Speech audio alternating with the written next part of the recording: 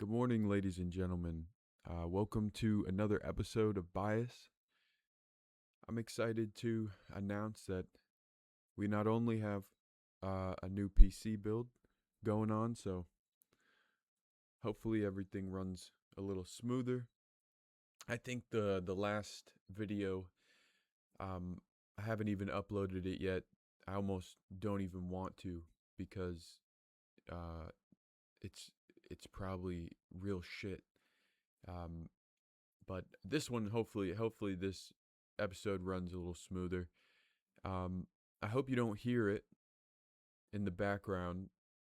There are 4 fans in there, not including the fan on the cooler. But regardless, I'm also excited because uh, we did our homework a little bit more this time around for this podcast. So hopefully it's a little more informative than usual. Once again, I'm no professor by any means. I'm really just getting into a lot of it. I'm as much of a average American as I like to think I could be.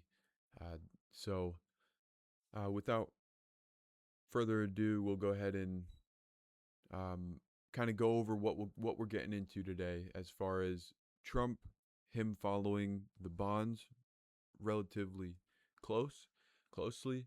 Um, we'll also learn what the bonds are, how they work, and why exactly Trump cares about them. We'll also go over the U.S. debt and why that should be the main focus um, for for anybody running for politics, getting into it, and any of the politicians currently involved, because that's really the biggest challenge facing most Americans, aside from the bond market, of course. Uh, we'll also talk about reserve currency, the petrodollar, and why it's in our best interest to maintain control in the Middle East. And ideally, the main outcome I believe the Trump administration is going for is a regime change in Iran that allows the U.S. to maintain control in the Strait of Hormuz, and overall the oil industry, and any future decisions they make will also kind of. Well, I wanted to shout out a few YouTubers, podcasters who, um, one in particular, Tom. I hope I'm pronouncing your last name correctly. By Billu, Blue, Tom Blue. Anyway, him and his wife run Impact Theory, and although I've listened to a few of his episodes, I wasn't, I didn't realize how informative and how smart he is. So really shout out. I know he doesn't need a shout out from me, but uh, if anybody's listening to this that hasn't seen Impact Theory, I highly recommend it. Super informative. We'll also look at a few clips from Professor Zhang. Zhang, I think that's how you pronounce his name. I think he's a professor in China. He has a dual citizenship um, in Canada, but he was extremely informative, and his conversation with Tom on Impact Theory is really the reason I got into looking through the Impact Theory's different podcasts, and um, they're very on topic, up to date. Also, why I'm so interested in learning more about the bonds and why that was important, the debt, the reserve currency, petrodollar. Kind of gave me a very clear overall view of what's going on right now as far as the war in the Middle East. We'll also talk about Anthropic, different updates, are the current standing, the ruling by a California judge uh, about what they had to say as far as the Pentagon and Anthropic's relationship, and um, I can't remember off the top of my head if the Pentagon. I think Anthropic was suing the Pentagon based off of something the Pentagon said, but some representative in the Pentagon. But we'll also talk about Sean Ryan's podcast episode with. I can't believe I'm blanking out on his name.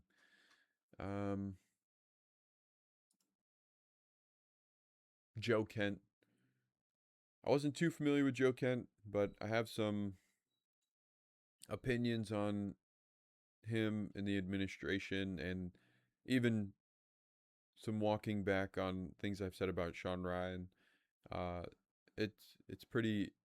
It's what I like about the podcast space is, Sean Ryan's a very popular person, and his background in military is extensive, and it's one of those things where him, Alex Jones, Tucker Carlson, Nick Fuentes, and I've said this before, we'll never actually know if they have any relationship with CIA, FBI, the United States government. But I really, really enjoyed listening to the episode with Joe Kent on the Sean Ryan show. They were honest, real the whole time. They criticized the current administration, prior administrations, what's going on. They looked into the why we need it. They really went full circle. Same with impact theory.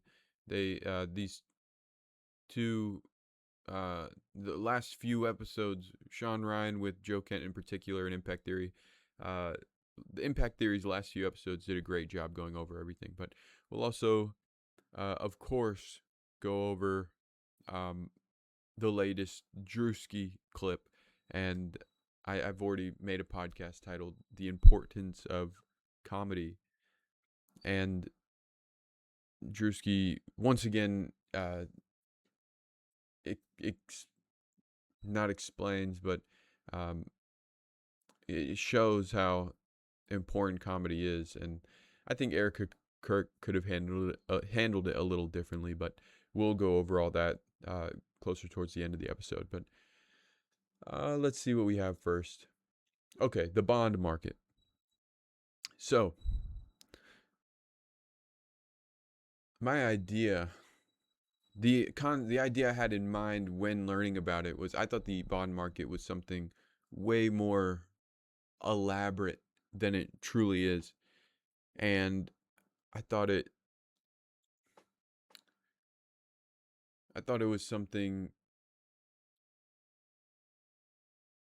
that could be manipulated, which it can, of course, and the bond market itself might not be manipulated, might not be able to be manipulated, but how people react to it and spend their money and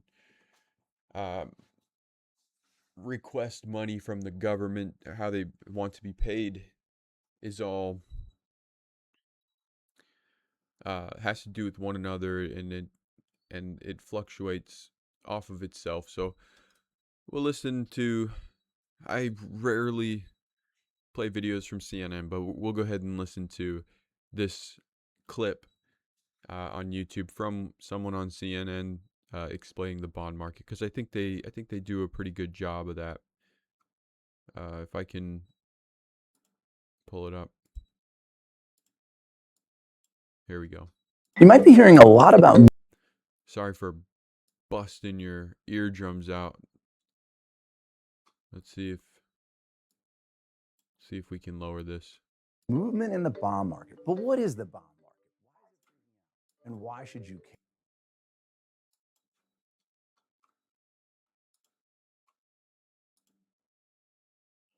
I don't know why it's so loud. I don't like that. Oh. Sorry, y'all. I had my stuff set up for streaming right now, so if anything's kind of all over the place, I do apologize. I'll just have to remember to pull down the You might be hearing a lot about movement in the bond market. But what is the bond market? Why is it freaking out? And why should you care? Essentially, bonds are issued by the government. when the government needs to borrow money. When you and I need to borrow, we might go to a bank. Washington turns to a sleepy but powerful corner of Wall Street, the bond market. Government sets up auctions, sells bonds off, basically asking for investors to loan them money. And historically, it's been dirt cheap for the US to borrow money. It's the world's largest economy, after all. But just recently, Treasury auctioned off 20-year bonds, and demand was weak, unusually weak. Investors were basically saying that they wanted a higher yield, meaning they wanted to be paid more for taking on the risk of lending to Uncle Sam. So what does this mean for you? When the bond market gets nervous, we all pay more. Mortgage rates go up, so do car loans, and the cost of small business loans too. Not only that, but every billion spent on interest is a billion that's not being invested in education, science, or fixing roads and bridges. And if Washington piles on too much debt, it will make it harder for lawmakers to respond to the next crisis. It'd be like maxing out your credit cards, leaving you with no firepower in a real emergency. So yeah, he did a great job explaining the bond market and going into why it's so important to keep an idealistic mentality. Why it's proactive for the Trump administration to maintain a sense of, a positive, make it look like this is all going to go all right, the war in Iran, because if anybody in the bond market doing the transactions, giving the government money, they're gonna, or buying the bonds, they're gonna want more money from the government, and unfortunately, that's something the United States citizens are gonna have to pay for in taxes, and everything's gonna go up. So, it definitely makes sense. And I guess what Trump's doing is he's playing the game. It's best that Iran and Israel don't know about the bond market, and that he's trying to move it around and stuff. But I'm sure someone over there knows. There was the Truth Social, and I know if you listen to the Sean Ryan episode with Joe Kent, they kind of go over it, how Trump, anytime the bond market goes too high or too low. Once again, I'm not that smart, so don't take my word for it. But when it starts to get where Trump doesn't want it to be, he makes some noise, usually in a positive way. I think he said he spoke with someone in Iran, and they're ready to listen, and it was very vague. He didn't go into too much detail, and Iran later responded that this is untrue, and the market started going all over the place. If you do listen to Impact Theory, the episode with Professor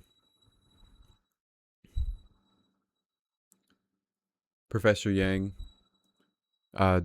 Tom goes over this in great detail, and they even pull up a chart showing how, as the market fluctuates, Trump speaks about different issues and brings it back down and settles it. Unfortunately, the biggest reason we have to, or Trump and the administration have to focus on the bond market, is because we have so much debt. We have to continue to use it. It's like last episode. Hopefully I even put the episode out. But the whole oil thing, Duncan Trussell does a great job explaining this, or talking about it. It's an oil dragon that's eating itself and constantly needs more oil to keep the gears turning, especially specifically with war. The United States uses so much oil just on the military when we're not in a time of war. And it is a snake eating itself, where we have to go out there and get more oil and more oil. And the same is true with the debt. We're in so much debt. We have to continue to borrow from the bonds. And if we're not focused on fixing the debt, things are just going to get more expensive. And we have fixed the debt in the past. But before we get into that and different ways we can do that, this clip from Frank Nude, he does a great job going over the debt real fast. And I believe we've hit 39 trillion, and this is as of March 20th. So just 9 days ago, depending on when you're listening to this. But we'll go ahead and listen to him real quick as well before we get into different ways we can significantly lower the debt, how it's been lowered in the past, and yeah, maybe find some light in the dark. But I'm sure government officials have already looked into this, but power corrupts ultimately. And I don't know if too many people in power want to fix the debt, if it's something on their agenda. Most of the time, why fix the debt if you can just do insider trading and get rich the whole time you're in politics? Anyway, yeah, let's go ahead and take a look at Frank New and his analysis of the United States debt. The U.S. national debt is now over $39 trillion.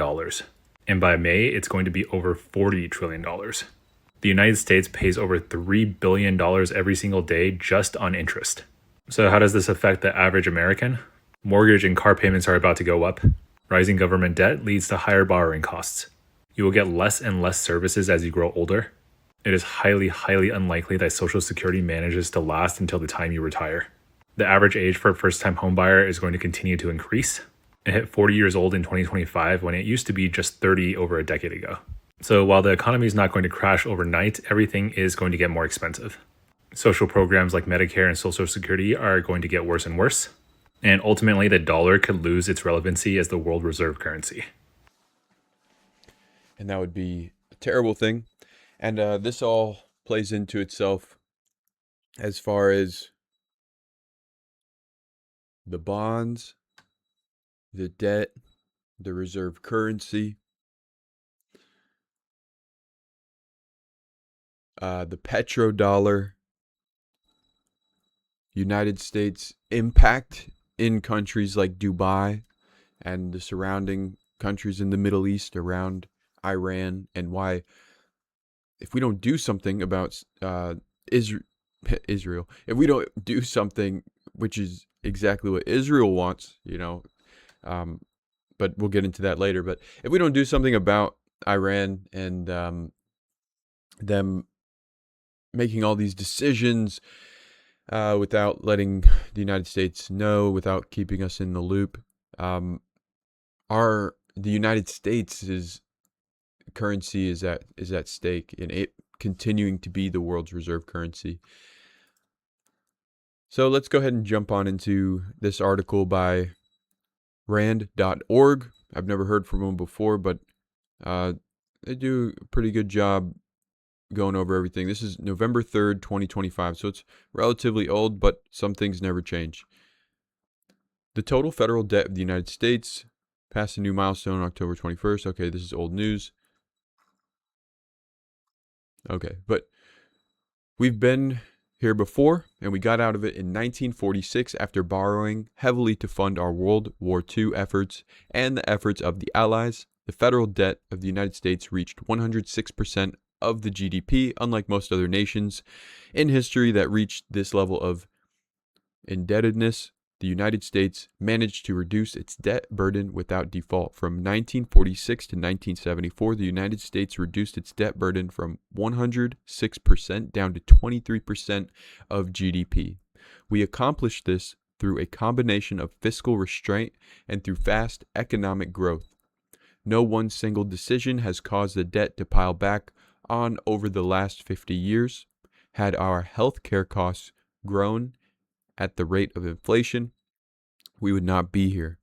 Had our corporate income tax revenue or our excess tax revenue kept pace with the increased costs, we would not be here.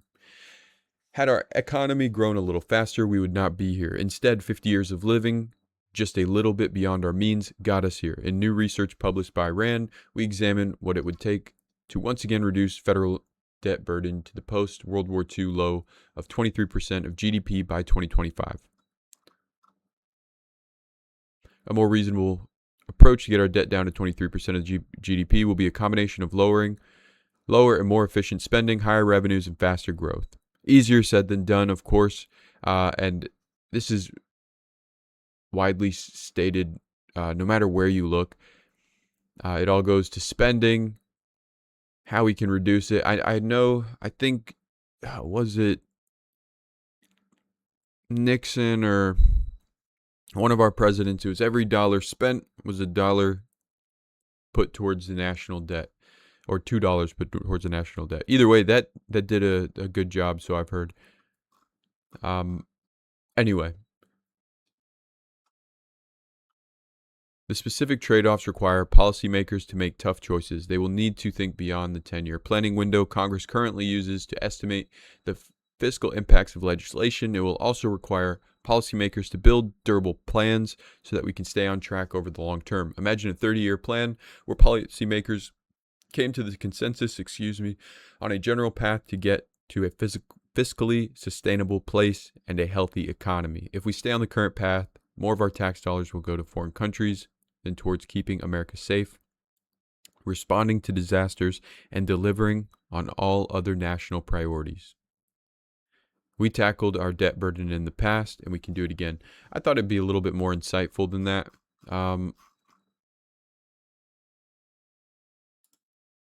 Probably in this.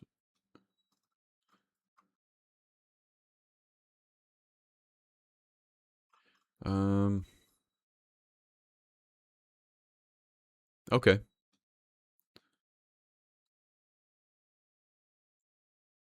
Reducing the federal debt burden could save trillions of dollars in interest payments. Net interest payments in 2025 are projected to account for 1/5 of all federal expenditures.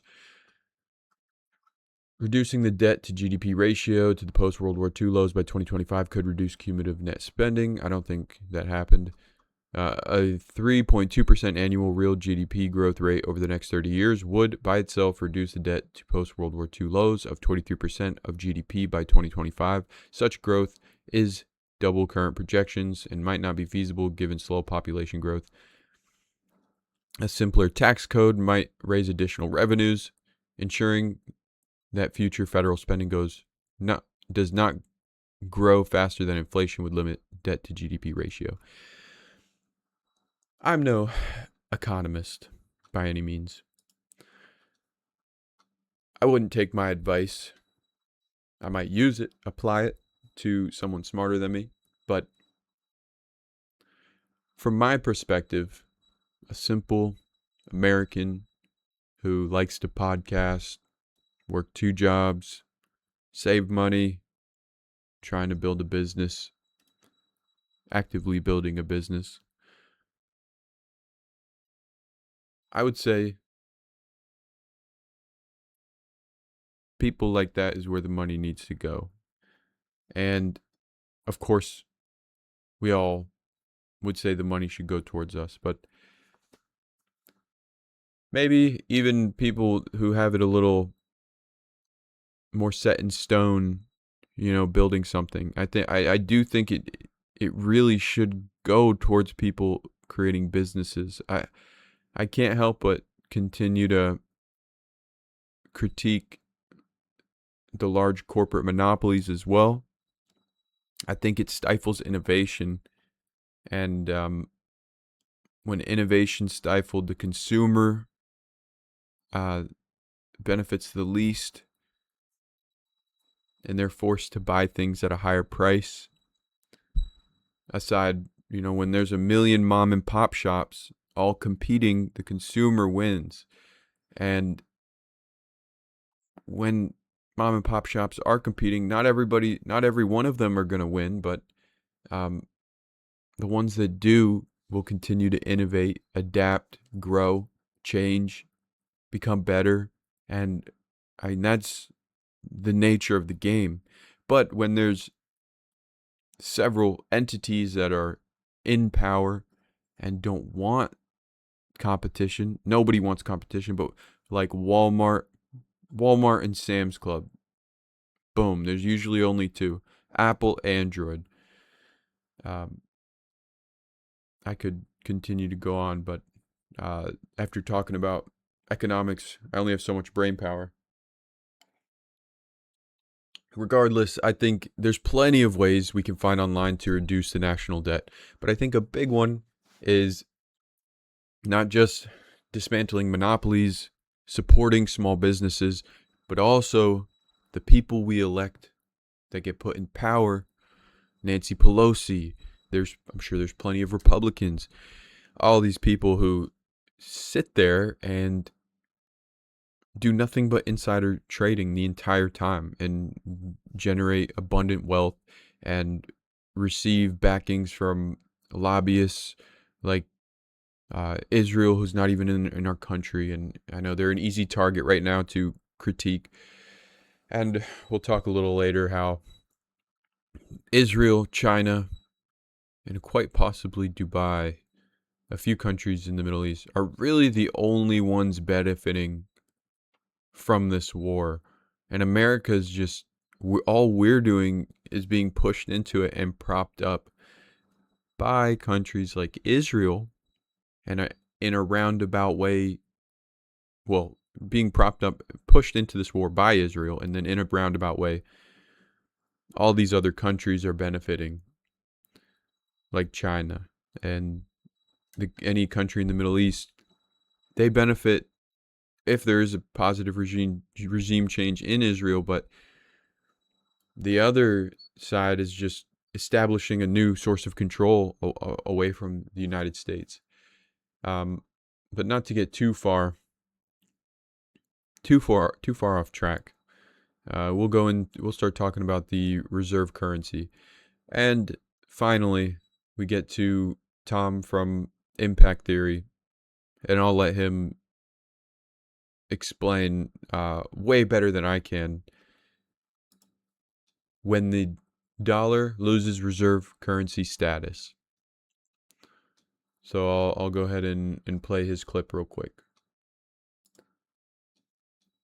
In the late 90s, we were doing, I think it was 72% of all global trade was settled in dollars. It's now like 58%. It is a thing that controls the current American way of life. And that's the part that I don't understand people being so nonchalant about. When you've got control of the world via economic sanctions, you get to dictate the way the world works. Like, that is to huge benefit once you understand how debt works. When you think about America, deficit spends $2 trillion a year. If we weren't the world's reserve currency, we wouldn't be able to do that. So now you're going to be forced into austerity. You're going to be forced to balance your budget. And that is going to change literally everything. What I see are traders looking at the instability in the world, and they're realizing that this makes trading far more difficult. It is far harder to see where the world is going. What traders like is stability. Volatility in how the world works is not great. It means it's very hard to get a read on whether something is going to work, because the goal is you want to understand a stable world better than the next person. You want to find a narrow slice of it where you have something akin to insider information. You just get something that other people are missing. You place a big bet on that and you win big. That's what traders want. Long-term value traders also want stability in the world. They want to know, I can buy this company because it's still going to be valuable in 20 or 30 years, that I can look at their P&L and I can understand where they're going, if they're in a good way or a bad way. I can go to the board meetings. I can influence people. I can get them to make more or better decisions. And over time, partly because of my input into this, it's going to be more valuable. In a world where you have global trade being disrupted by populist leaders, here obviously in America, but also in other places, when you have other countries going, you guys have sanctioned us now so many times, you froze Russia's assets, which even you historically had never done. We're now going to start dealing with each other. You have now abused used the exorbitant privilege of being the world's reserve currency too much, as every empire before you has done, and presumably every empire after us will do. Every empire gets to that point where they, as the Brits would say, start taking the piss. And they are now doing something that people can't ignore. And we are and have been for a while, and we are now accelerating that. We're trying to clamp down harder and harder and harder for the reasons I explained previously, for Trump to try to bully everybody out of their blinds like it's a poker match, get to the point where we're so big stack that everybody has to go back to doing what we say. But that's going to accelerate people going around us, which will accelerate the problem of our debt. Something like this, we're going to see things like this pop off all the time because traders can't wrap their head around how to make money in this state. And when you've got deficits that are causing inflation and an unstable trading environment, now nobody's happy. In the late 90s, we were doing...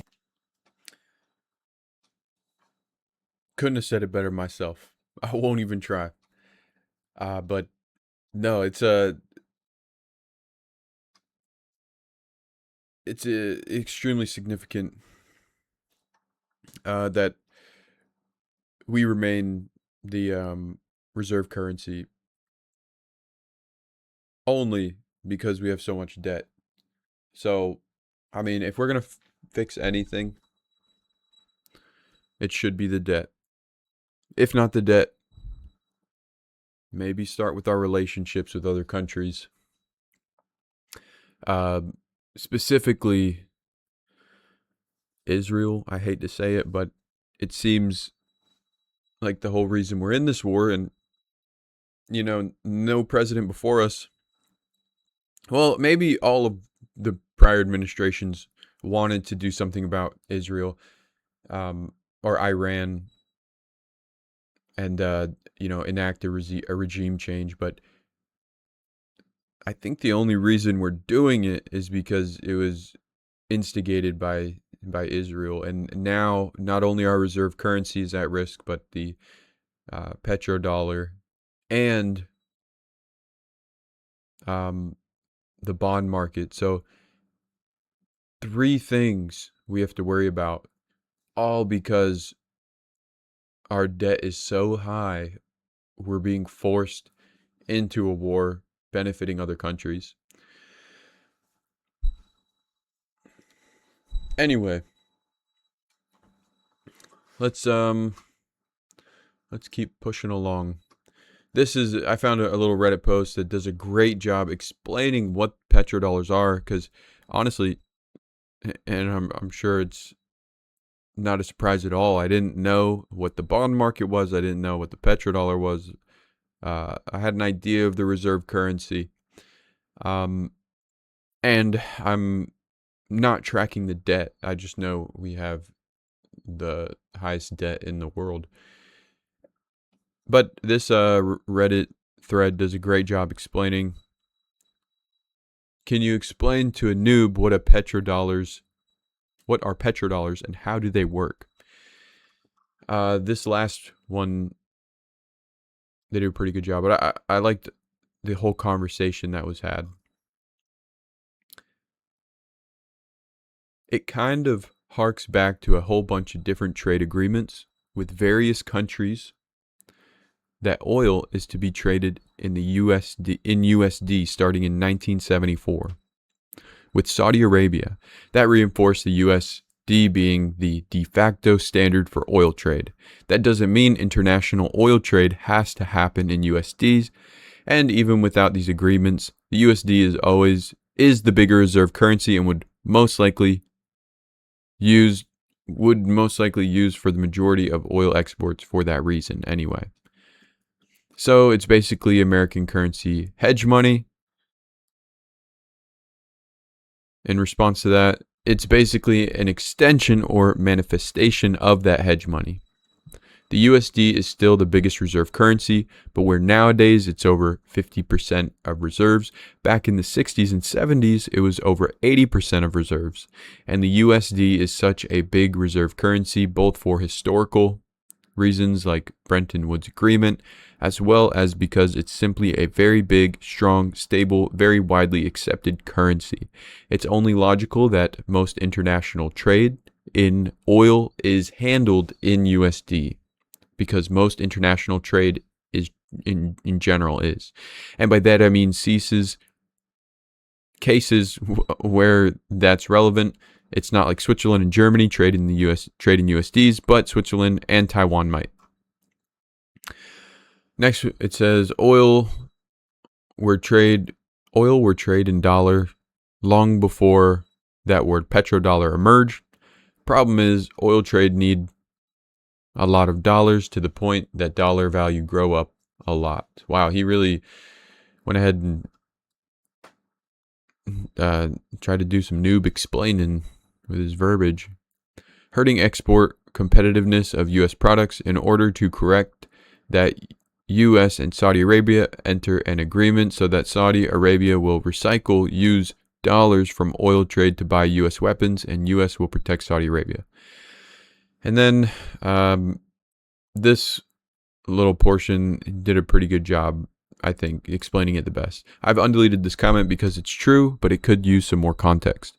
Under the Bretton Woods system, the vast majority of international transactions were conducted using either dollars or currencies that were tied to the dollars and thus to each other. When the gold window at the Treasury was closed by Nixon, most countries floated their currencies. A notable exception to this was the Arabian Peninsular Gulf states, Saudi Arabia, Oman, the United Arab Emirates, Qatar, and Bahrain. They retained pegs for their local currencies to the US dollar, sold their petroleum priced in dollars. In exchange, the U.S. gave them some security guarantees, agreements, and sold them weapons. They also parked a lot of those dollars into U.S. Treasury's instruments. So, the Middle East backs the U.S. dollar because we are the police state. From what I'm gathering, is why it's so crucial that we go over there and we say, hey, Iran, chill the fuck out. If you're going to make any decisions, you got to run it by us. Because without doing that, all those other countries in the Middle East are going to say,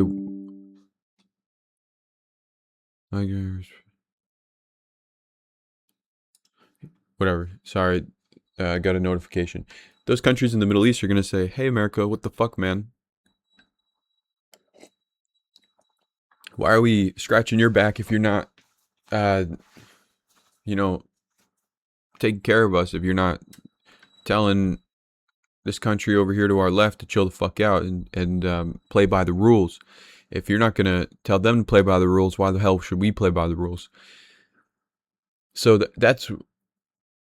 From what I said earlier, why Dubai, that's their vested interest.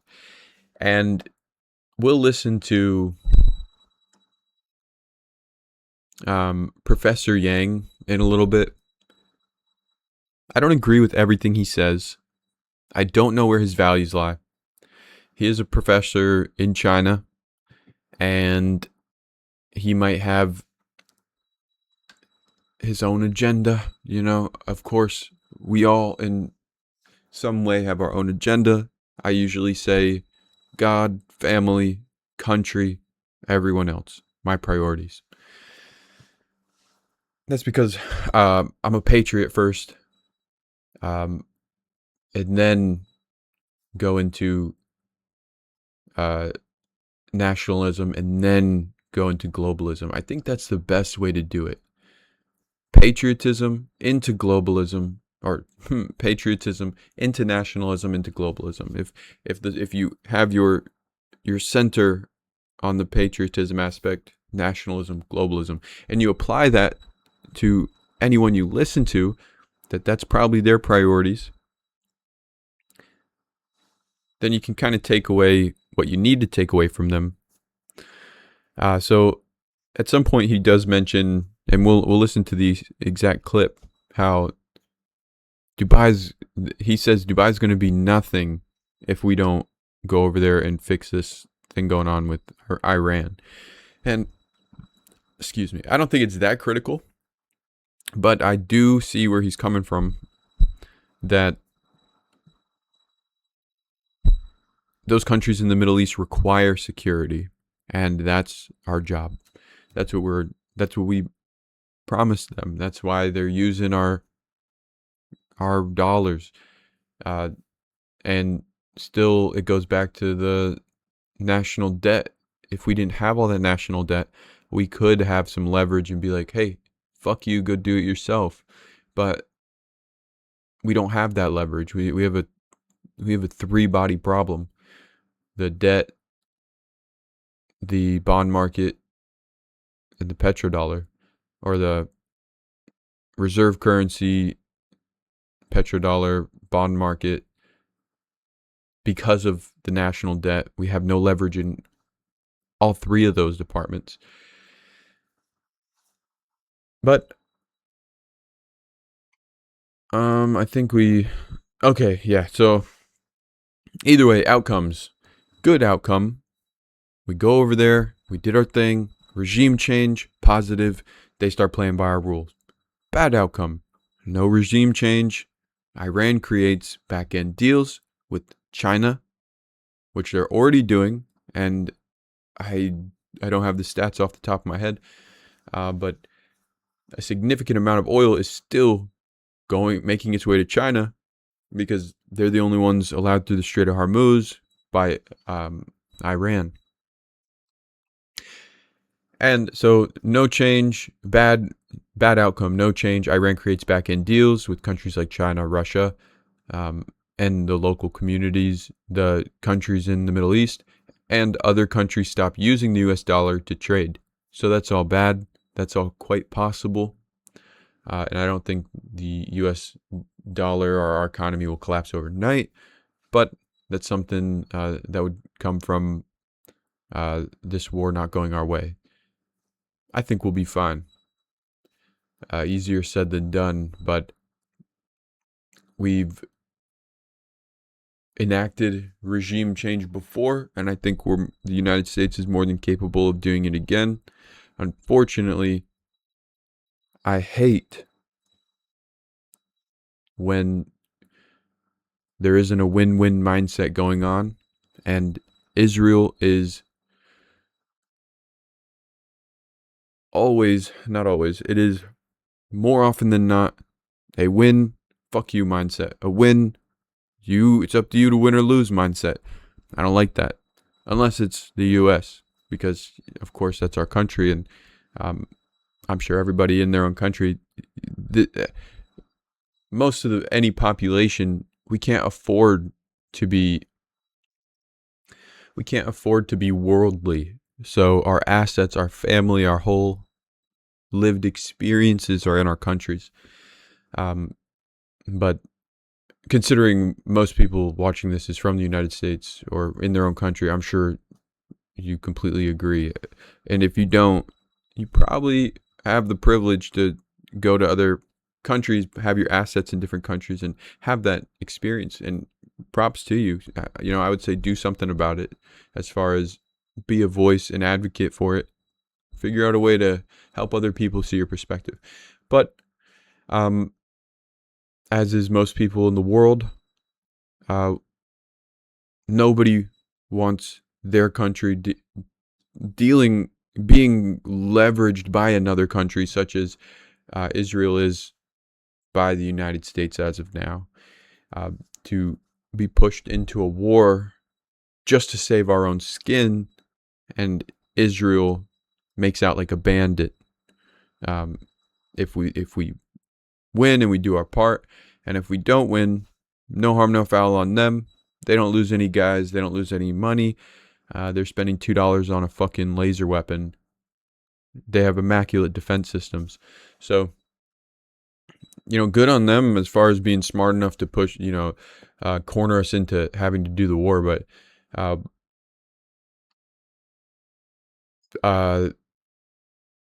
either way, I digress.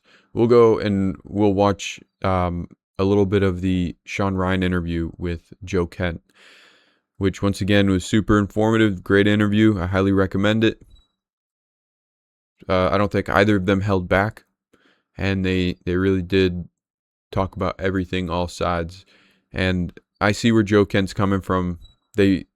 As far as, they say he was a traitor or whatever, but I think they really did, in his words, try to take the wind out of his sails when he stepped back from his position, and they called him a traitor, and just to take as much credibility away from him as possible. Of course, I don't know him personally. Who knows? Maybe he's done some stuff, giving away stuff, but information. But they haven't jumped on it. They just made claims. So, as far as I'm concerned, they just don't want people to listen to him. But it is a good listen. His conversation with Sean Ryan, and here's a clip where they kind of sum up I think this is Israel benefiting. Maybe they mentioned China. I don't know. I can't remember off the top of my head, but we'll go ahead and give it a listen. Do we gain anything at all by doing this? There's only one country that gains in this, and that's Israel. My critics would say, no, we're finally once and for all taking out the Iranian regime. I just disagree with that. We don't seem to have a strategy that's working in that direction, minus the punch list of things that we're bombing. I saw Trump's speech this morning. He's poking fun about losing in Washington, losing your Congress race. Joe Kent, he ran for Congress twice. He loses twice in Congress. Ran not very good campaigns. So I pulled some stats. Trump actually lost there in the last presidential election by a 17%. So it's things like that kind of make me not want to watch certain podcasts. There's no need for it. He's really just taking stabs at Trump when he can. And I mean, definitely not the high road. And you're not proving anything other than, okay, it's politics. It's a fucking blood sport. They're doing what they got to do. But the first half margin, do we gain anything at all by just elaborates on we don't gain anything at all, obviously, other than what I just went over security and knowing our economy has the potential to bounce back. That's the only thing we gain from this war, is confidence in those countries in the Middle East. Anybody investing in the bond market has confidence in the U.S. Our reserve currency, this goes with the first thing. All these other countries have confidence in using. We have confidence that those countries will use our reserve currency, and the petrodollar. Everything starts flowing a little bit more smoothly. People are using our currency. And even at that, at the end of the day, we still have trillions of dollars in debt and billions that we're paying regularly. So I recommend, as a professional non-economist, that once we get out of this war and everything's solid, we start knocking out some of that debt. To be quite frank, that's the only reason we're here now. But it does not interest any other country that we start fixing that issue, because why on earth would any other country, including Israel, China, Russia, anyone, want us to fix our national debt? It does nothing but provide them with the ability to push us into different wars, different tariffs, influence us to make to make decisions that they want us to make for them, ultimately for them. But yes, Sean Ryan's interview with Joe Kent, extremely informative. This is probably a bad clip to play you, because this is like the one time Sean Ryan kind of does nothing but throw a random jab out there, which he does every now and then. But whatever, we all do. It's the name of the game when we're critiquing others in the political sphere, or in the entertainment industry or whatever. But yeah, good interview, bad clip. There's probably a better one. I don't know if I want to go looking for it.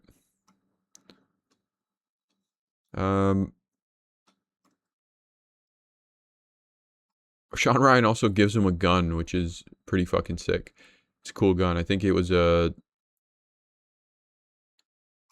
I can't remember if it was a Glock or a SIG. I think it was a SIG. But So Dubai. Next, we'll listen to Professor Zhang, and he'll go over his thing with Dubai. And I really don't agree with it. I don't agree with him on this, but it's a good perspective to keep in mind.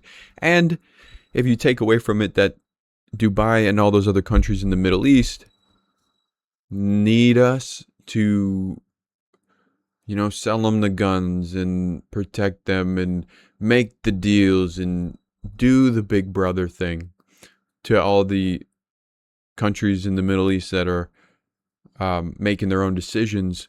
If you take what he's saying and apply it more practically and way less literal, like life or death, it gives you a better idea of why the U.S. needs to nip this war in the bud. Excuse me, but we'll go ahead and play this. He does a great job. I recommend listening to any of his interviews. He's nothing but a wealth of knowledge. But as long as you keep in mind, we all have our own priorities. There is always something you can take from somebody, especially if you don't agree with them. So Dubai, if nothing changes, Dubai will just cease to exist because Dubai is just based on the perception that it's safe tax haven, right? But if Iran can just rain drones on Dubai uncontested, then no one's going to put their money in Dubai. So for Dubai to continue to thrive, it needs to destroy Iran, remove that threat from the Middle East. So unfortunately, the way that things are structured suggests that this war can only escalate and not actually move towards a ceasefire. So Dubai, if nothing changes, Dubai will just cease to exist because Dubai is just based on the perception that it's safe tax haven, right? But if Iran can just rain drones on Dubai uncontested, then no one's going to put their money in Dubai. So for Dubai to continue to thrive, it needs to destroy Iran, remove that threat from the Middle East. So unfortunately, the way that things are structured suggests that this war can only escalate and not actually move towards a ceasefire. So Dubai, if nothing changes, Dubai. So yeah, he's super hypercritical of, maybe that's not the best way to put it. It's more of a fear-mongering approach to why this war needs to be nipped in the bud. And I think a lot of people who are historically, most people in the Conservative Party are war hawks, or there are more war hawks in the Conservative Party than there are the Democratic Party. So by this statement does nothing but wedge the Conservative Party overall and kind of enact a divide, which is another thing that's been going on. It's like there are all these little ways media and people in the entertainment industry have slowly been wedging the Conservative Party into two, and it's an interesting, very subtle thing that's been happening. And I wouldn't be surprised if I don't think people care enough to consider themselves a MAGA or a conservative, but I think it'll be promoted, and if something's subtly put in the water, and then people say, "Oh, I'm not MAGA, I'm conservative. I'm not," and then every MAGA thinks they're conservative. At some point, there's going to be friction, and there's going to be a tear, and even if it's just a whole group of people who are for one side and only a few of them make that distinction, comments like this where it's, I guess, how can I be specific about what he's saying and apply it to my statement?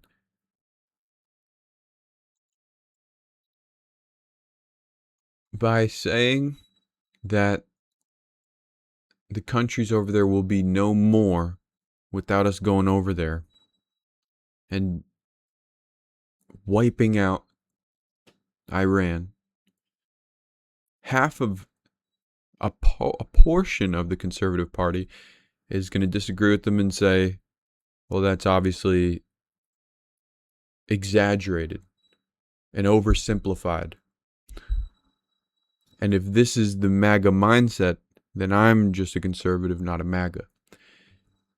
And if someone who's listening to this is a red-blooded MAGA hat wearing Republican who supports every decision Trump makes, they're going to agree with this statement and say, well, see, it's in America's best interest. It's in all those other countries' best interest. And those comments are doing nothing but solidifying that mentality that we should go over there and wipe them off, glass them. And not only will it benefit America, it'll benefit every country in the Middle East. And it's just long term, that's just dividing the Conservative Party the same way the Democratic Party was obliterated by going so far left. But to be quite honest, it was more of the people doing it than the media doing it. Oh, I take that all back. It was the media doing it, but the media, it was almost like the Democratic Party, if it could be a person, identified as the media in that time. Like if the Democratic Party had a persona, it was all of the media. So can you say that the Democratic Party, the people who were in it, did it to themselves? Not really, if you take into consideration that its identity wasn't the people. It was the media projecting the beliefs that they wanted the people to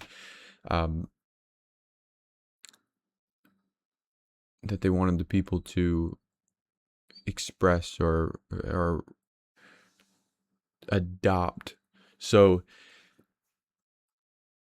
it's almost like that same thing is happening now with the Conservative Party, but the Conservative Party's identity is not the media. It is about as close as we've had in a long time to a culmination of people expressing opinions and beliefs. So I wonder if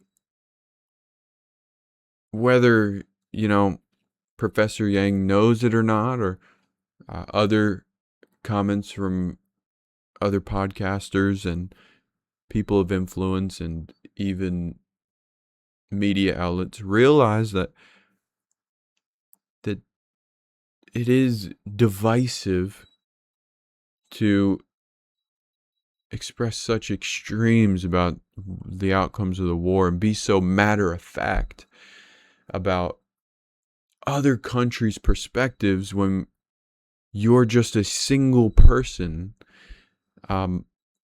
with your own shared experience, and an entire country's perspective is an entire country's culmination of people's perspectives, such as a large party, it's such as the Democratic Party or the Republican Party or the is it the CNC, the entire Chinese Communist Party. So I like what he said, and if we take a step back, we can see how the Middle East really does need us to step in there and clean things up. But I'm not pro-war by any means. I am pro-America. I am pro-people, and God and family is first on my agenda. So,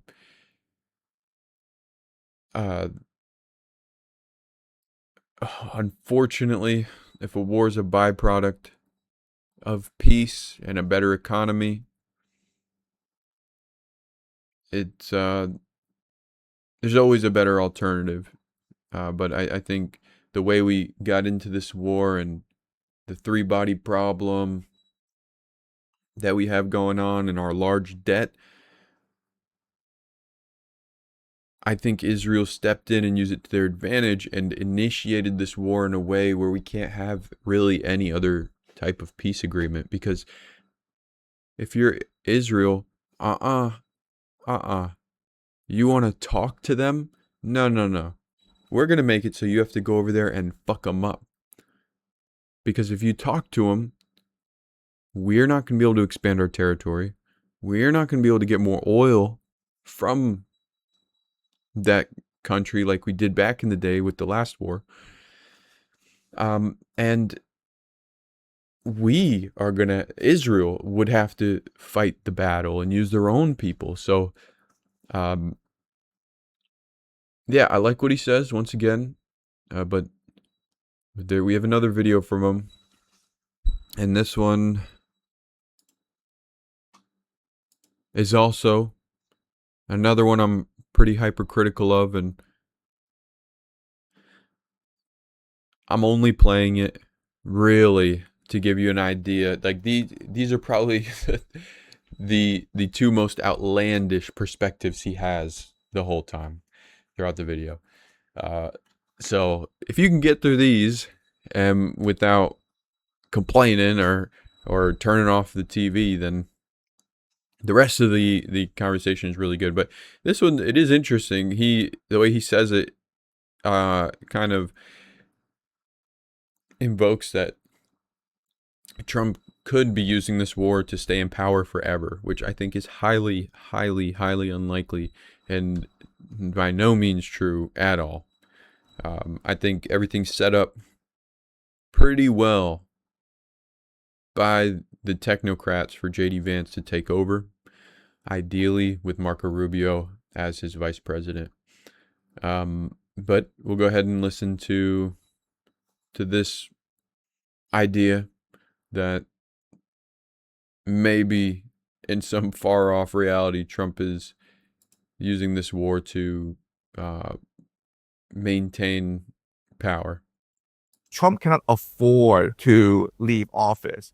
And so his personal calculus is, how do I stay in power? Well, staying in power for the ballot box is, very risky. But, if he starts a war, and this war is at first supported by both the Democrats and the Republicans, but then slowly this war spirals out of control and there's a lot of unrest around America, in which case he's forced to send a National Guard, and then he's forced to call the national draft in order to protect American interests in the Middle East, then he can conceivably stay in power for as long as this war continues. And we know this because of what happened with Zelensky in Ukraine. And Netanyahu, for that because matter. Of the war. Yeah, exactly. Because of the war in Ukraine, they suspended their constitution and they suspended elections, and Zelensky is still in power. And remember, when Zelensky visited Trump in the White House, Trump asked Zelensky, hey, can you really do that? And then Zelensky is like, you like this, don't you? Trump cannot afford to leave office. And so yeah, I don't agree with anything he's saying as far. It's further speculation, and if anything, it even more so solidifies my perspective that it's nothing but divisive.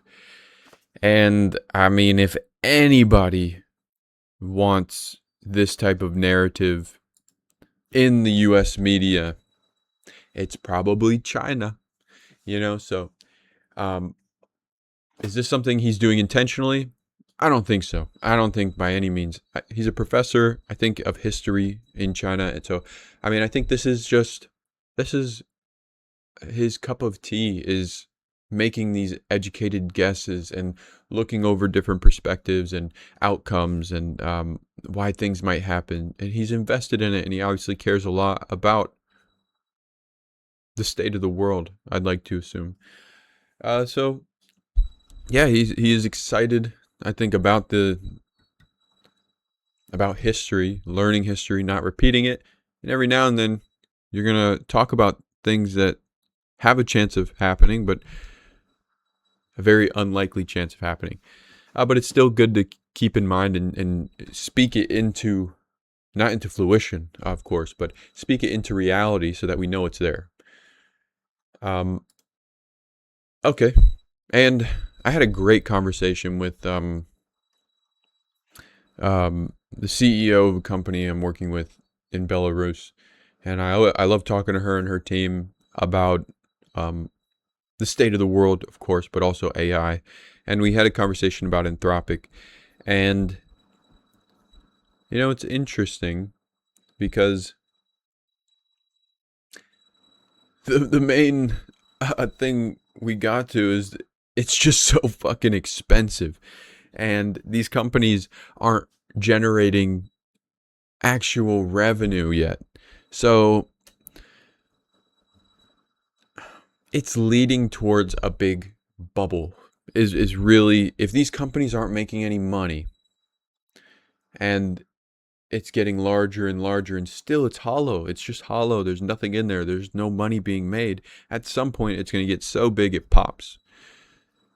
I think that every company doing it, maybe not every company, but most of the companies doing it can afford it. And there's going to be a lot of little companies doing the AI thing who can't afford it because they're moving slow.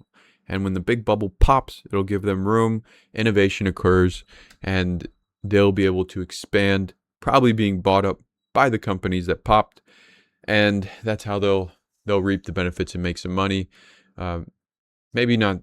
Yeah, they'll probably generate revenue because they'll control the entire industry, and they'll have innovation within itself and be able to gatekeep all of the new products being made, everything being made. And of course, I spoke with the person I spoke with also said that the government most likely, if not undoubtedly, has AI that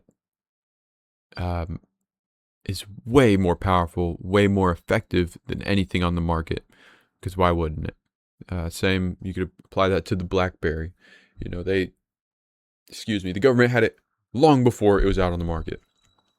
But here's a little update on Anthropic and what's going on over there with the Pentagon. And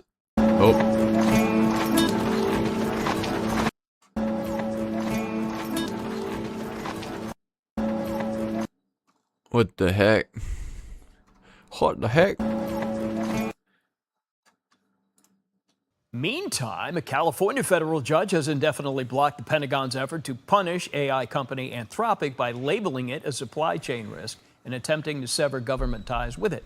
The judge ruled these measures violated the company's First Amendment and due process rights. The judge is also delaying implementation of the ruling for a week to allow the government to appeal. This all started after Anthropic refused to back down over guardrails on the use of its Claude AI model in autonomous weapons and mass surveillance. Meantime, a California federal... So yeah, Pentagon not too into it. I mean, they're not too into Anthropic's disinterest in the use of AI, and I don't blame Anthropic. I think it's kind of funny.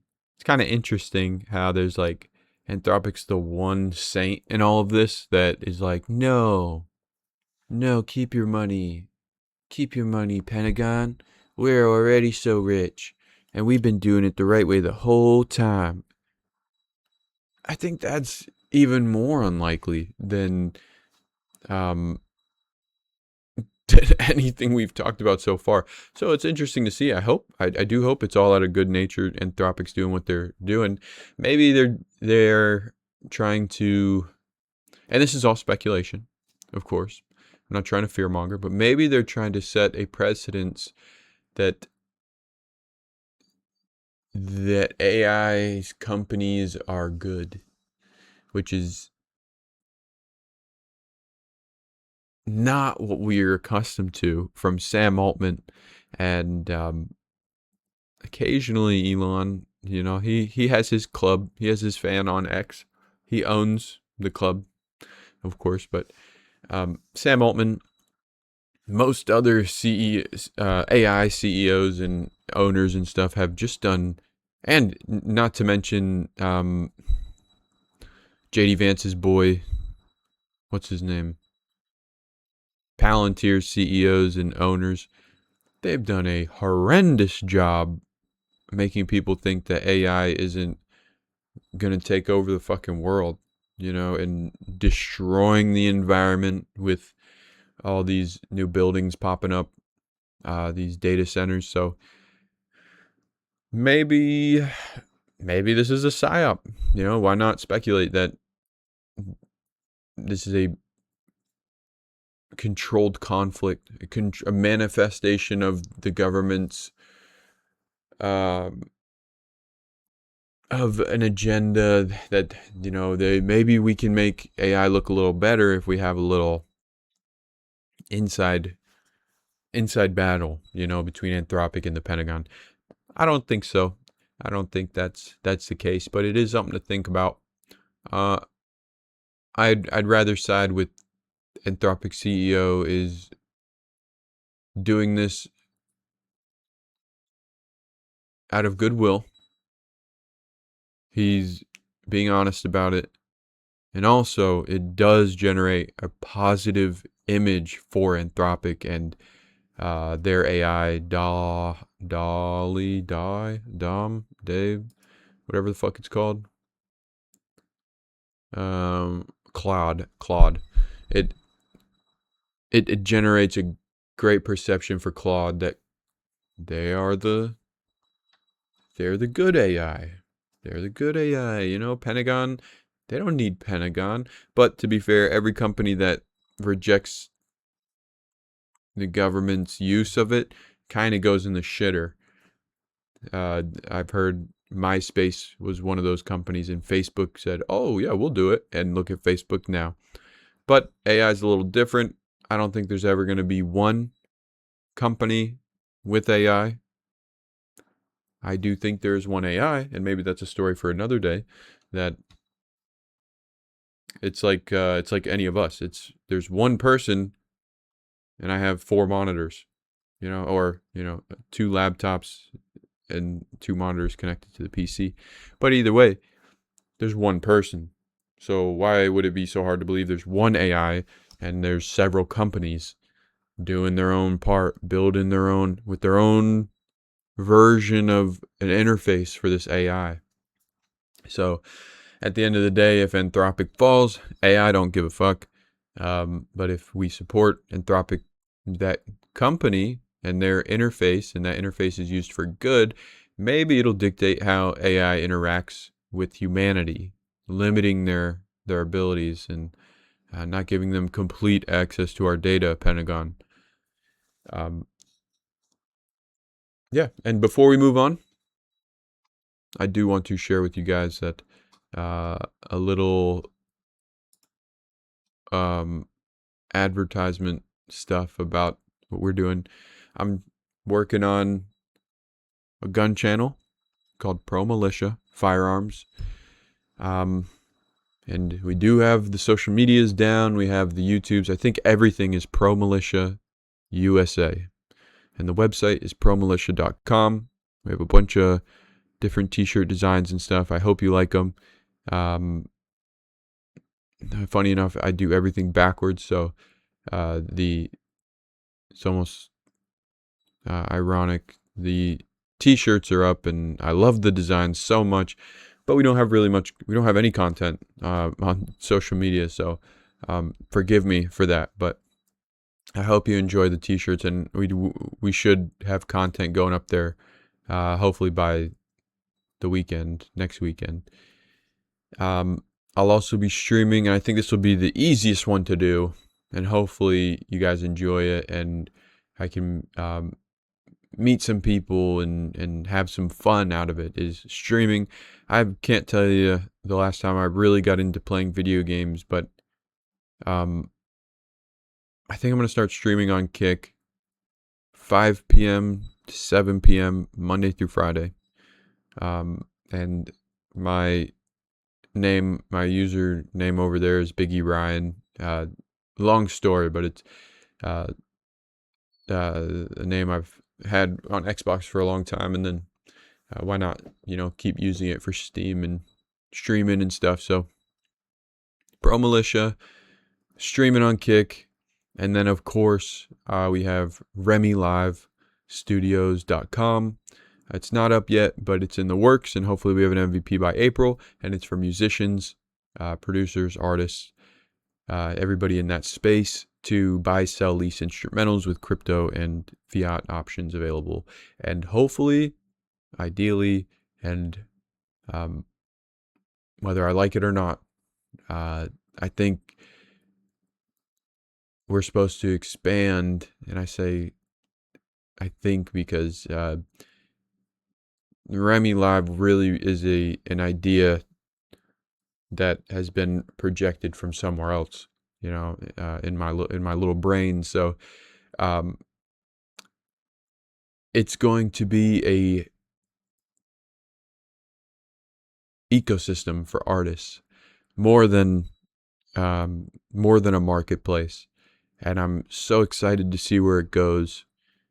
And let me not get too carried away with the advertisements, but yeah, be on the lookout for all that stuff. I don't have links yet, sorry, but I just wanted to put it out there.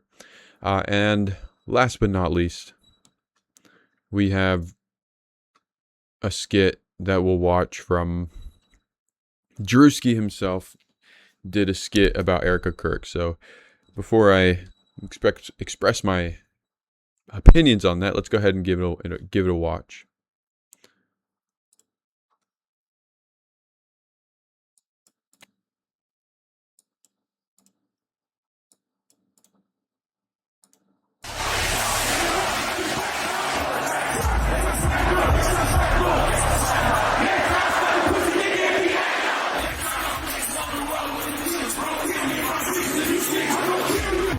Raging in Iran. We're praying for all the soldiers and troops. That's great that you're praying, but how about all the kids that died when the USA hit the towers? It broke my heart. That is the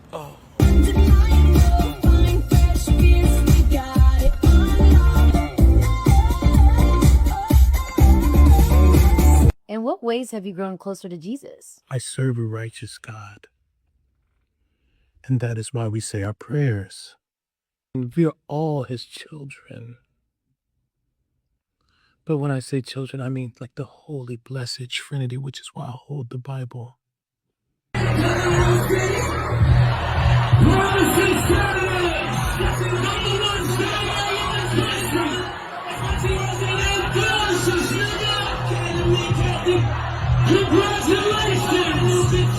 Sweet cream foam chai ice matcha.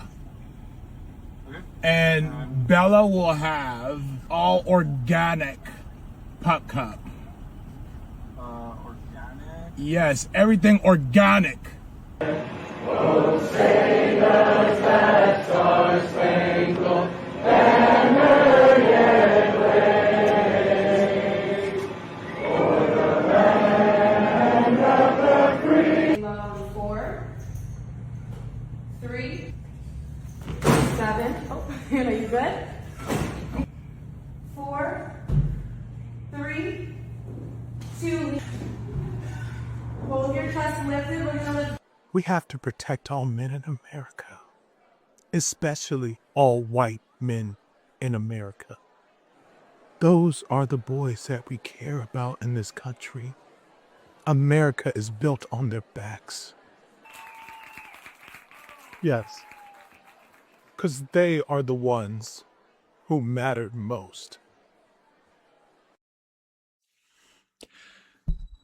What can I say? I love comedy. And I mean, Erica Kirk has put herself out there. And I'm sure she has her own reasons for it. I have my own opinions on the whole Charlie Kirk thing. Obviously, I didn't know him. But if I can say one thing, it's that comedy is important. It bridges reality and it bridges reality, the average person's experience at home, and whatever you want to call entertainment and politics and that whole world. I think you could call all of it entertainment, reality and entertainment. But without it, we have no freedom of speech. We have, none of that stuff. So I have my own version of comedy, what I find funny, at least. And Most of the time it surprises me, and a lot of times it's more the insensitive dark humor stuff. So I think this is it's crazy that crazy in a sense, like I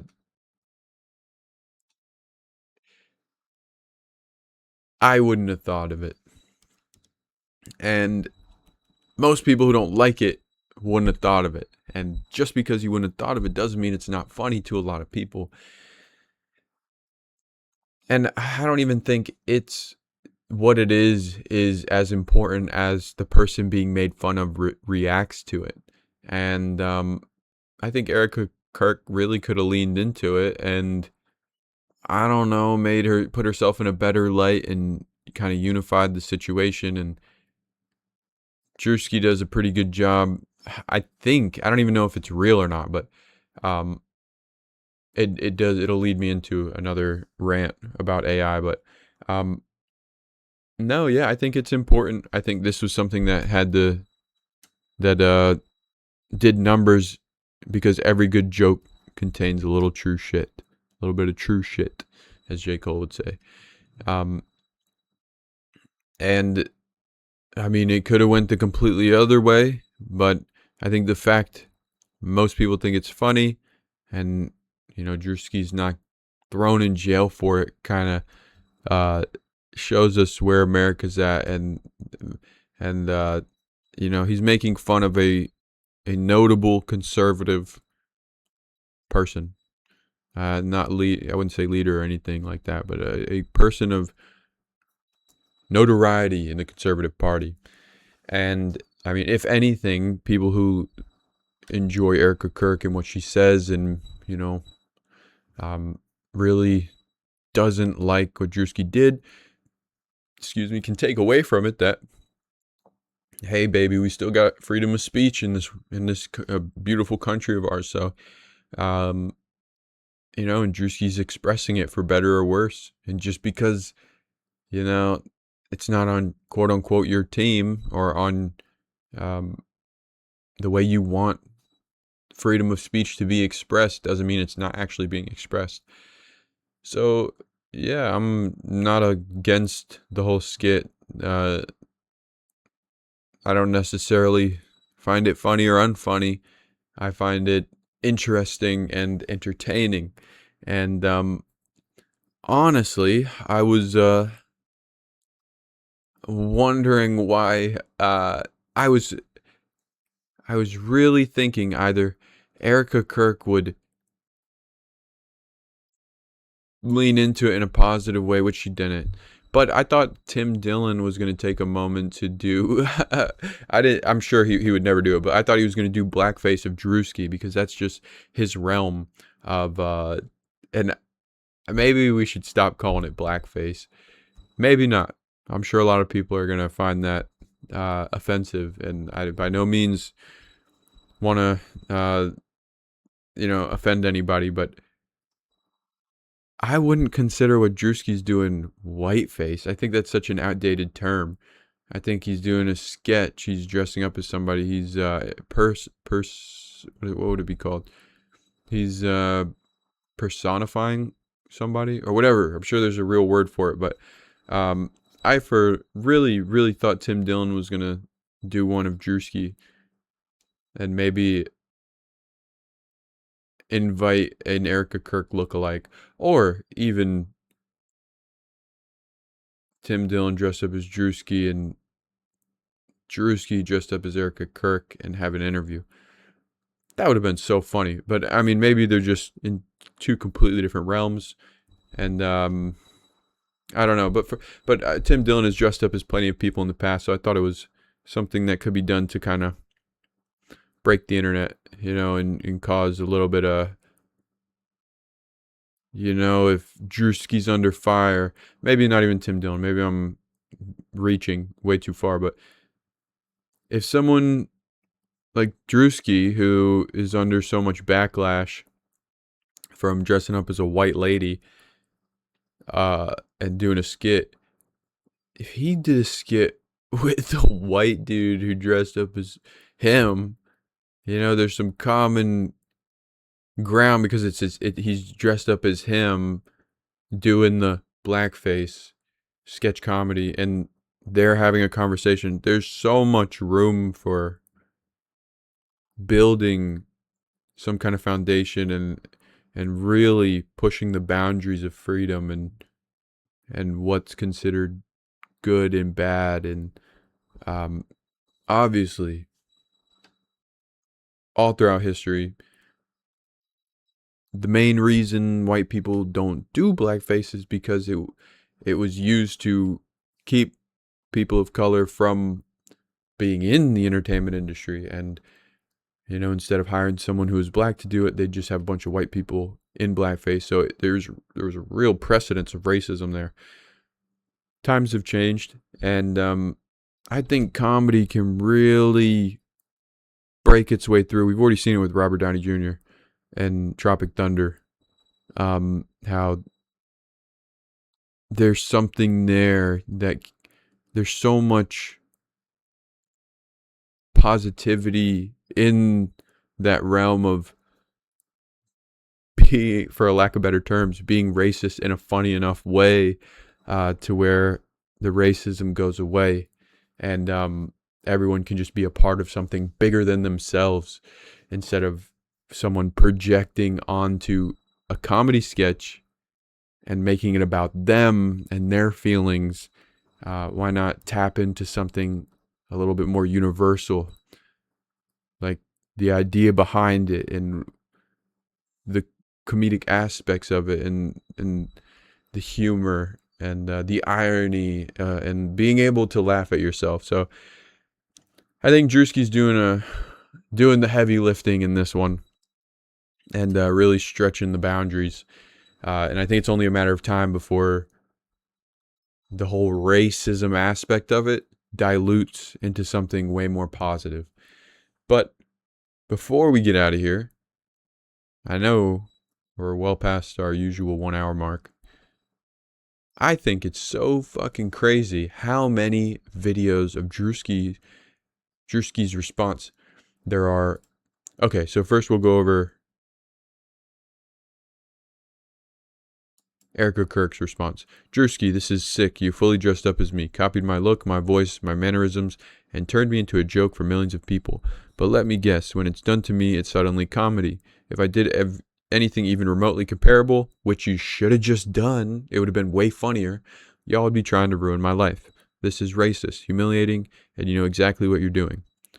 Druski responds, I never even said your name in the video. The fact you saw the wig, a Bible, and a character and immediately decided it was about you is kind of telling on yourself. Yeah, Druski, I see what you're doing. You're shifting blame and gaslighting. More power to you. You know what you did. It was 100%. Like, I have no doubt in my mind. I'd swear on it. But yeah, I mean, Druski is also shedding some light on the hypocrisy of it. But it's also quite clearly a play on Erica Kirk. I mean, there's really no doubt about it. But regardless, I've already said my perspective on the whole racism aspect and how Erica Kirk should have fucking leaned into it. How funny would it have been if she did a podcast with herself and Druski was the other her, and they just leaned into it back and forth the whole time? It would have been so fucking funny. But either way, next we have Druski says, Erica Kirk sent a cease and desist trying to sue me over a skit. Little does she know, parody is protected. It's comedy, not defamation. Y'all gotta stop trying to take jokes to court. Cool. That's not how I learned about the sue. And a lot of people think that these AI things are real, but these are all videos of Druski speaking, but it's clearly AI. And I just think it's a fun note to end on, because this is the future of media and getting your information out there. And if it's not clearly a person speaking with somebody, and it's just it's clips of images of them and voices behind it, it's going to be difficult to know. But in the future, it'll be even more so difficult when AI gets good enough to where you might watch a whole podcast of someone you enjoy listening to and hearing them talk to another person, only to find out the whole conversation was scripted, is AI. So there's going to be something about it, I'm sure. There's going to be, AI was not used in the making of this video or something like that. But I just want to end it with a few videos of Druski talking, and it's clearly not him at all.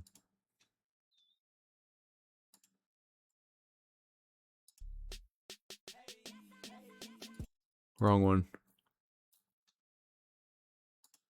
So let's watch the clip. So Erica Kirk suing me over a video I posted, me in all white. That's not him. This is not Druski talking, but it's funny because that chick, everybody is saying, let's hear what Druski had to say. And it's not him at all. So it's just funny. Like the older we get, most of the people, like whoever this chick is, what's her name? Francesca. Good on you, Francesca.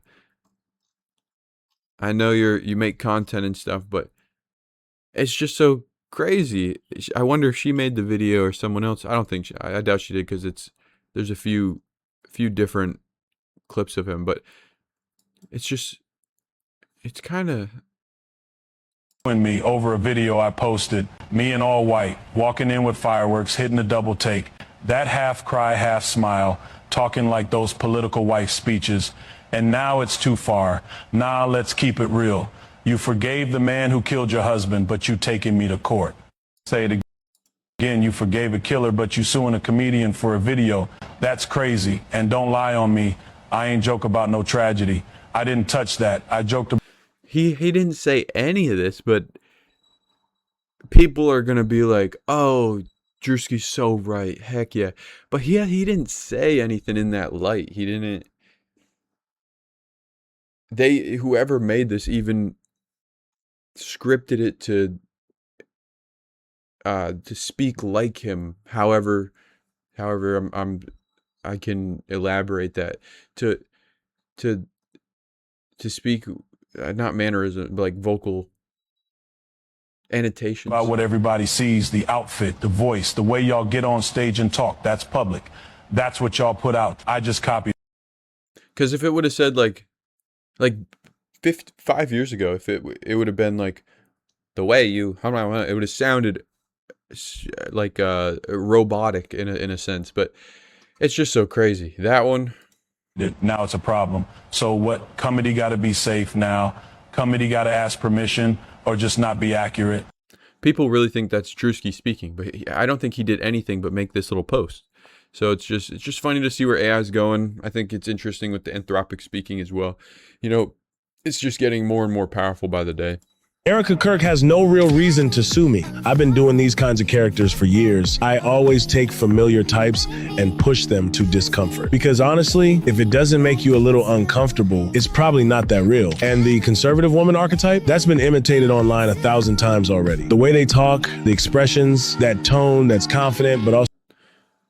Like, he never said this. So it's just so funny. Someone decided to speak for Druski and make an AI video that is giving him, like, that is making the people think he has a perspective on all this that maybe is way more nuanced than he actually thinks. Maybe he don't give a shit. Maybe he's really doing it for the love of the game. He probably doesn't care as much as these videos are making it seem to be, but it's doing nothing but favoring him in a positive light to his fans. And then also, people who already don't like it aren't going to want to hear from him. But it's just so crazy. I can only imagine how many of people my age, my parents' age, older generations who aren't familiar with AI are like, I hate this Druski dude because he's just so damn vocal about the whole thing. When in reality, he's done nothing but made one tweet, and these random homebodies are making AI videos, making it seem like he's expressing opinions. It's just so crazy. Like, these people, these are the retards of the world. Like, and maybe that's wrong to say. It's just so, I couldn't imagine speaking for somebody, as a matter of fact, as these videos are in real life.